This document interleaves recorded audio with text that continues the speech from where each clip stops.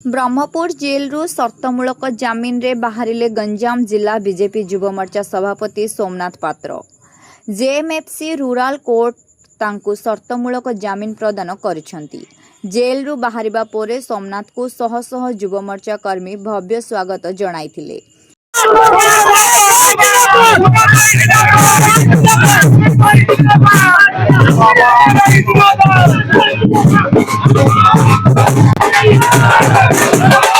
परे मां बुढ़ी ठाकुराणी को आशीर्वाद नहीं सोमनाथ।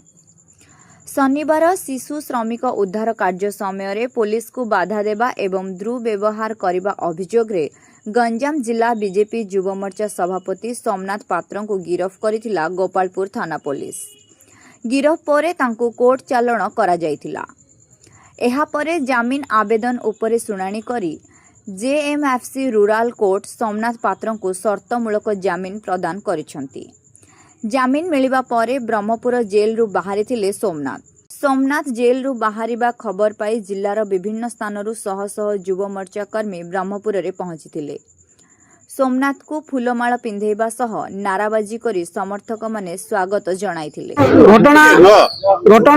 घटना समस्त ग्रामांचल जो एरिया रही समस्ते जानते। ये जो ऑफिसर आसते मुझे कौन से संपर्क नाला मत जिते बड़े व्यवहार खराब कले मुझे दीपद व्यवहार करी जो भाया पुलिस मनमुखी शासन या विरोध में मु निश्चित भाव मोर नेता विभूति जेना एवं मोर जिला सभापति सरोज भाई सहित कथबार्ता करी पक्ष विरोध में जो भाया कार्यानुष्ठान हम मोर सहकर्मी मोर कार्यकर्ता जो मैंने शक्तिशाली हे ता पक्ष निश्चित लिखित आकार देवी आउ निश्चित कहि जो भाया आईआईसी